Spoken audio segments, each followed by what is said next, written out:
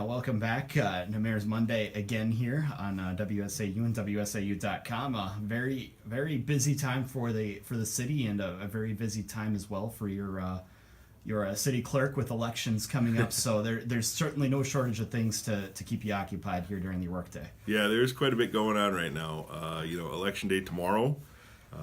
We've got well over 1,700 early votes, absentee votes, that were counted last week. But that closed at the end of the day on Friday, plus all the votes tomorrow. So there's going to be a good turnout. We're going to have 35 to 40% turnout. Yeah, that's something that for a midterm, I think a lot of people say is, I guess you'd like to see 100%. You're generally never I would hope so. Yeah, that'd be nice. That, with the way that the election poll books are purged and things like that. Mm-hmm. But if you can get to 30-40%, you've still got almost more people than not that are making their voices heard in something like this. You're getting there, and I want to remind everybody that it's kind of your duty to get out there and vote, have an opinion, get educated about these things. We've got 5 referenda questions on the ballot in the city of Stevens Point. 2 of them are advisory, one relating to urging the state to legalize medical marijuana, another one urging the state to close the dark store loophole, which is an interesting concept in itself. Some of the bigger box stores think their property values are too high and that they should be valued as a vacant building. But you and I both can understand that they're not a vacant building. They're a thriving, functioning business that require more city services than a vacant building. And what happens is when the stores get their values reduced, that shifts the tax burden to you and me as taxpayers, because the tax amount is the same, but the percentage that's being paid by those stores is less, shifting the burden onto people like me. So it's important that we take a look at it at least. The other 3 referenda are all financially driven. 2 school board referenda, one an operational budget increase. That's for operating day-to-day expenses, typically seen with supplies and personnel and those sorts of things. And then a large capital request. That deals with buildings and security and roofs, pipes, things like that, the capital things. And then finally one for asking for an increase in the taxes to help fund the Portage County Healthcare Center. That's been running at a deficit for a long time. They've done some pretty good things trying to catch up and close that gap relating to staffing and efficiencies. But there's still a significant gap between what Medicare and Medicaid will pay and what it actually costs. So get out there, get informed. There's plenty of website references available here at the last minute, 11th hour. Take a look at it and become educated, and then get out tomorrow and vote. And I know voters could also pull up, if you're going to the City of Stevens Point website, mm-hmm. because you actually had a couple of people with these referendums come into a city council meeting mm-hmm. a few weeks ago. They could actually pull that video up as well. Sure. and see those presentations. Because it doesn't matter. I'm not going to ask you what you're voting for. That's between you and your ballot when you right. step into the box. But as long as you get informed and can make the best choice that you think is the best for you and your family, that's what it's all about. Right. And I agree 100%. You and I may disagree on point of views on a number of topics, but it doesn't matter as long as we speak about it and take action. If you don't vote for the same people I vote for, I'm okay with that. Just get out there and vote. Mm-hmm, absolutely. Polls open again Tuesday, 7 a.m. to 8 p.m. here yep. in Wisconsin. Is that correct? That is true. And do you know how folks can find their polling place online if sure. they aren't sure? You can go to stevenspoint.com and go to the election data, type in your address, and you'll get the polling location. There's also some state and federal websites that do exactly the same thing. If you Google "where do I vote," they'll direct you to a lot of different sources. You could also call the clerk's office and ask, or you can use our mobile app. You can download that from the Google Play Store or the App Store and just get the Stevens Point app and look up the election information there. Yeah, absolutely. So again, no excuses now. You've been informed to get out the votes on right. Tuesday, and of course listen to WSAU all night long for election updates. There as well, you go. Right? Right. Dual plugs here. Dual plugs is what we do. That's obviously one thing that's going to keep your office pretty busy right. on Tuesday. Election results, do you have anything for the city of Stevens Point? Or so we do. Most of those results come through the Portage County website. So when we get the results in the city, we transfer the data over to the county, and the county posts those. But you can watch. There's plenty of news sources that are going to keep people updated on how things work. Media sources such as yourselves or the other print media sources or online media sources usually have people down here at the clerk's office on election night to get those updates out to the public as soon as they possibly can. Absolutely. It's the backbone of our democracy, as we like to say, Right. the election process. Right. Well, the other thing we were going to talk about that's keeping your office fairly busy here is the city budget season. You're coming to the final stages of it. Of course, most of the budget's going to be approved by the end of this month, as we're already Right. in November now. Talk about some of the good news that you've had for some of your departments here in recent weeks.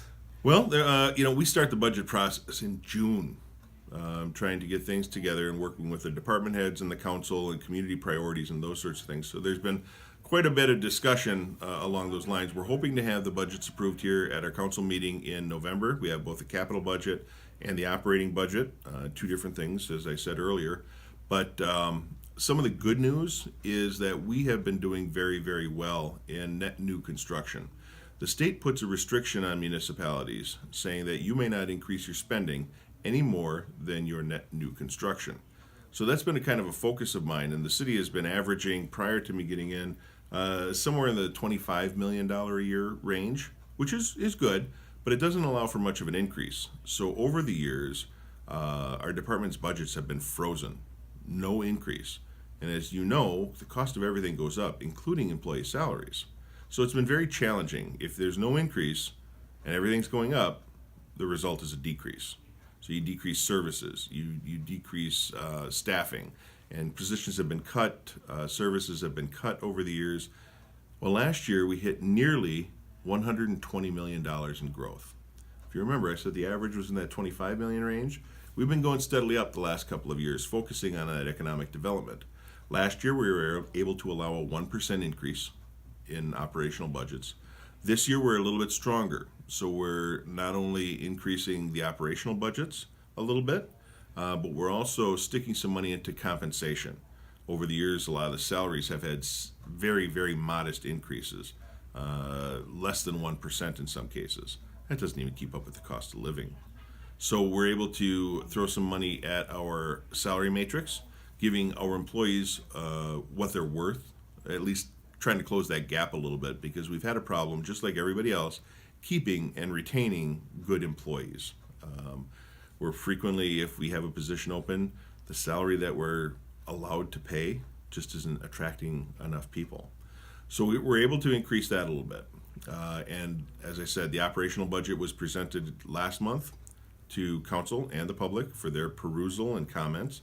And a month later, we'll be looking at taking a public hearing on it and then approving it, hopefully, just in time for Christmas, so our comptroller treasurer can get those tax bills out along with your Christmas card mail, and we can continue along.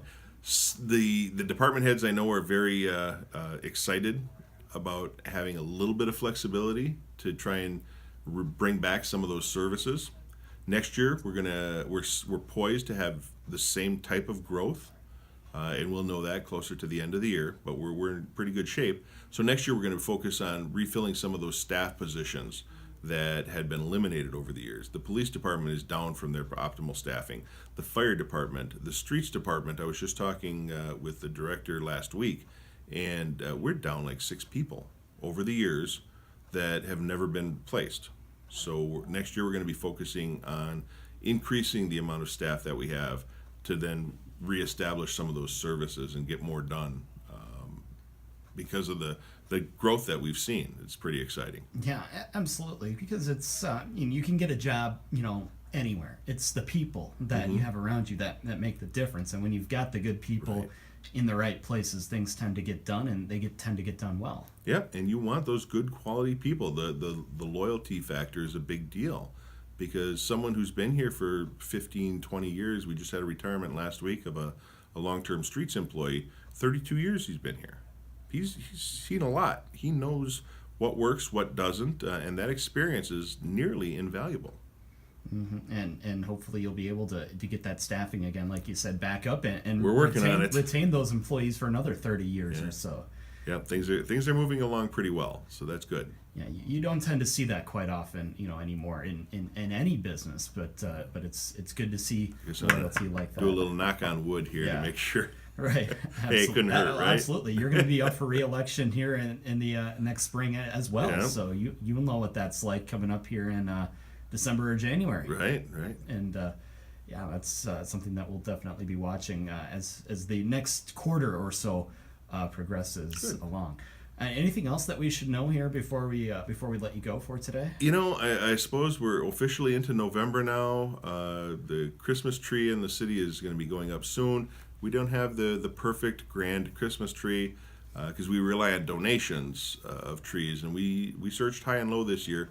So we have a very nice tree. It's not terribly tall, but I think it'll work. And we'll have the holiday parade coming up the Friday before gun deer season opens. But let's get through Thanksgiving before we get too much into the Christmas spirit yet. Please, yes. One holiday at a time. Yes. And snow's going to be flying, so I want to remind everybody that when you get that first snowfall, be careful. Somehow we all manage to forget how to drive in snow over the course of 6 months. So be careful out there. And we're getting into that winter season. Snuggle up with some hot cocoa or whatever it happens to be, and we'll ride it out till spring again. Absolutely. That's what college basketball is for. There right? you go. Good call. All right. Well, Mayor Mike, we always appreciate the time, and again, we'll look forward to chatting again in the future. Perfect. Bye-bye.